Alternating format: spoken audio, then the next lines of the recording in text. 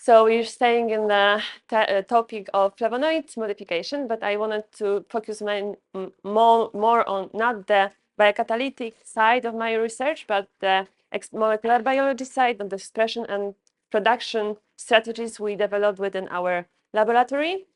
But first, to get into the details of the one-pot rhamnosylation cascade I investigated.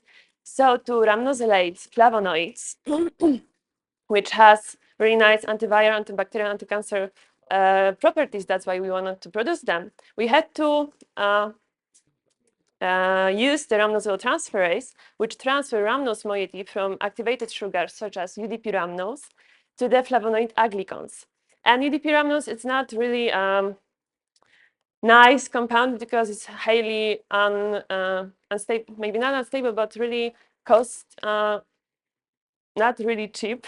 Sorry, so it's not reasonable to wanted to develop whole reaction using this compound. So to generate the UDP rhamnose, we can use UDP rhamnose synthase, which convert UDP glucose to UDP rhamnose, and that in this way obtain the UDP rhamnose. And this particular enzyme, the UDP rhamnose synthase we were using in this investigation is a chimeric enzyme. N and C terminals domains from in this are from two different enzymes. And thanks to that, this particular enzyme has an inner recycling system of its cofactors, so it's even cheaper to use.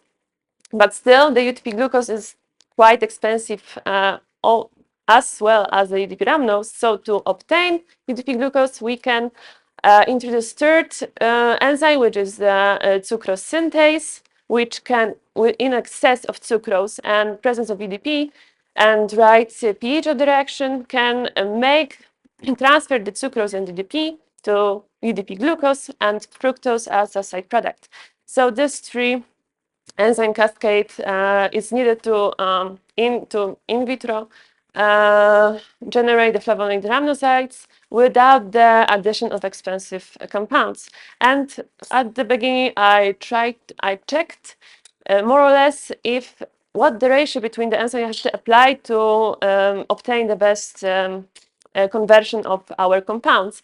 So, So it turned out that sucrose synthase rather active enzyme in the quite low concentration. We can obtain almost 100 conversion of our substrate, but in case of UDP rhamnose synthase, we need rather high concentration of the enzymes to have nice conversions. Also, the rhamnosyl transferase is rather we need more.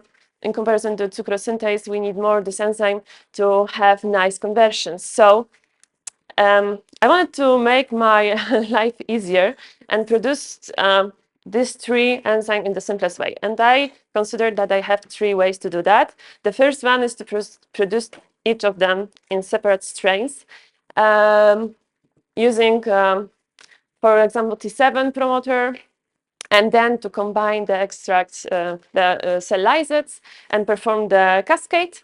The third option was to produce all three enzymes in one E. coli strain, but using three different plasmids, but it requires three different environmental pressure, for example, antibiotics, so it's not really a nice thing to do. So I didn't want to pursue it this way.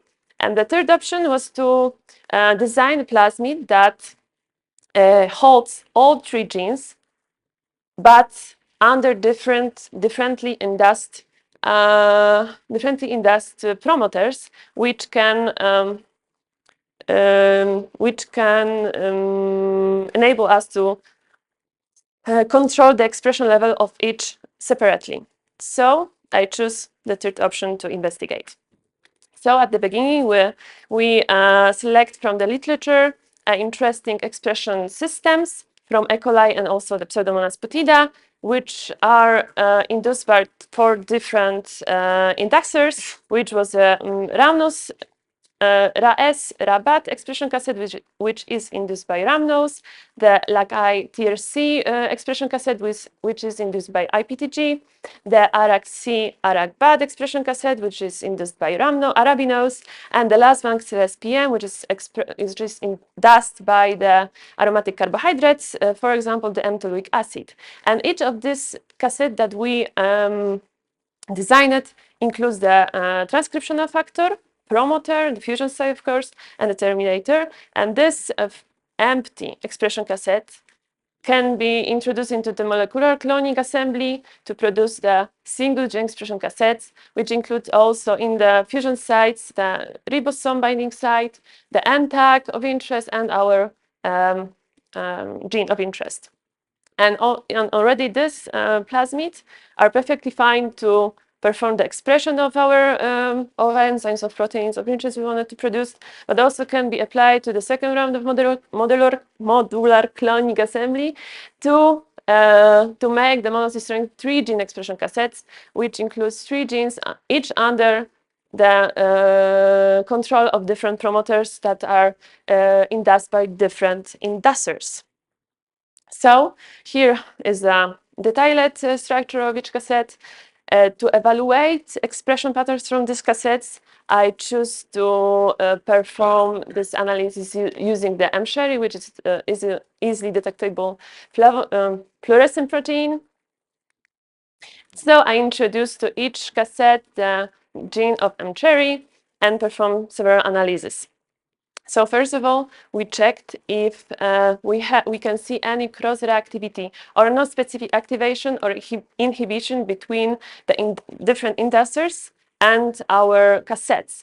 And in case of activation, we didn't notice any unspecific activation between the tested cassettes and used inducers. But in the case of the non-specific inhibition, we noticed that IPTG can inhibit the expression from ARAC-C ARAC-BAD cassette, which wasn't that huge surprise for us, because in the literature we could find this particular example of inhibition, but in our case it was a little bit stronger, but it didn't worry us that much.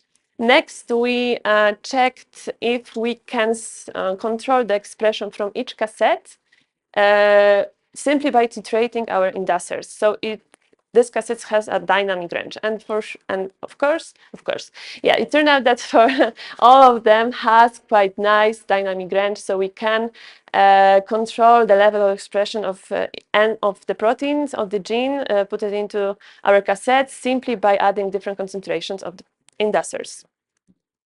Next, we checked if the inducers can affect the E. coli grow, which we used as our host for the expression, and only high level of rhamnos turned to have an inhibition of the E. coli grow.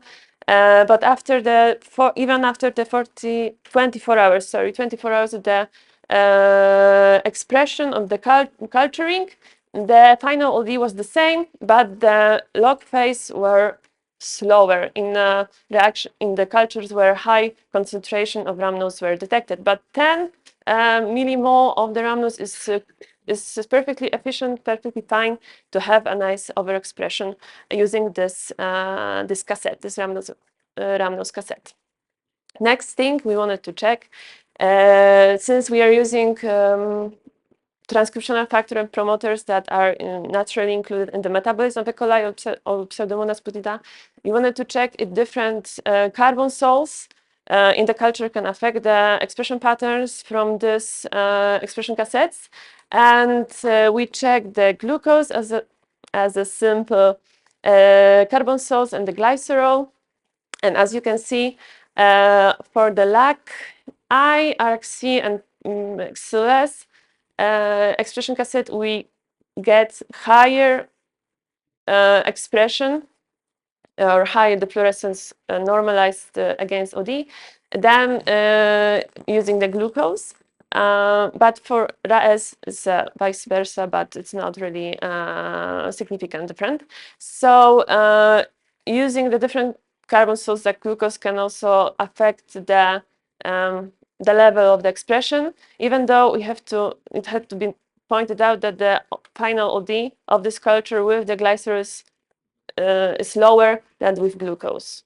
So for example, the expression had to be run for the longer time to obtain the same amount, but the amounts per cell, theoretically, the amounts of the protein per cell are higher using the glycerol. And moving on to the characterization of triple gene expression plasmids, to characterize the expression patterns from this huge cassette, which includes 3 different expression cassettes and 3 different proteins. I use 3 different fluorescent proteins, the blue fluorescent proteins, GFP, green fluorescent proteins, and also Escherichia. And I tested 2 versions of this monostronic expression system, which one with LAC-I, RAC-C, and RAS cassettes, and also LAC-E, XLS, and RAS cassettes. And here, okay, it's maybe not complicated, but not really nice to read, but the red bars represent the fluorescence of Escherichia, which were put under the control of RAS, Rabat cassettes in this graph also. The green represents the expression of GFP from RAC-C or XLS cassette, and LAC-I and blue bars represent the fluorescence, the normalized fluorescence of the blue fluorescent proteins from LAC-I cassette. And we tested the addition of no addition at all of the inducer, or addition of one of chosen inducer, all of them, or pairs of them in the culture. As you can see, we could obtain more or less independent expression from each cassette using the system, but we noticed that using all 3 inducers in case of the RAC-C and XLS, the expression of the GFP was significantly lower than in a case where just arabinose or amyloic acid was added, or even the pair of arabinose and IPTG, or amyloic acid and IPTG. So in this case, we could conclude that rhamnose interferes the expression from these 2 cassettes, which didn't really occur on the simple gene expression plasmid. So it's something we have to investigate a bit more. But at this time, we didn't also notice that the IPTG can inhibit the expression from RAC-C plasmid either. So it's something interesting going on here. So we have to investigate a bit more. But moving on, the production of our flavonoid rhamnosylation cascade. So I decided to check this configuration of the monostronic expression system. I put the sucrose synthase under the PM promoter, the Vinis vinifera, UDP rhamnose synthase under the TRC, and our rhamnosyl transferase under rhamnose promoter, to check how the production from this monocystronic system will look like. And that's the result. So the first 3 rows are the crude protein extracts from strains where just one of each enzyme was produced. It's not this system, but the last ones are those. Here, where the enzymes are marked, are the strain where all of these enzymes were put into the same rhamnose promoter as a comparison. So we can see quite nice bands, more or less at the same level of expression. But on the other hand, using this whole structure, we can see quite nice bands for the rhamnosyl transferase, but not really efficient production of our 2 the rest enzymes. So we can produce these 3 proteins using this system, but the further standardization is needed. But the point that we can produce all of them in one strain using our control triple control expression system was confirmed. So to conclude my presentation, that the design cassettes and the inducer do not show a significant non-specific cross-activity, cross-activation or inhibition, maybe the IPTG with the arabinose, but it turned out not to be the problem with the higher level expression plasmids. The expression level for each cassette can be easily controlled in a dose-dependent manner by the concentration on the inducer. In the case we wanted to express, for example, toxic proteins that are quite harsh, we could titrate the expression by titrating simply the inducer through the cultivation. Also, the different carbon salts influence the expression pattern from each investigated cassette, and simultaneous co-expression of up to 3 proteins from different industrial promoters is feasible, but needs quite more standardization, I would say. And at the end, I wanted to thank my colleagues and you for your attention. Thank you.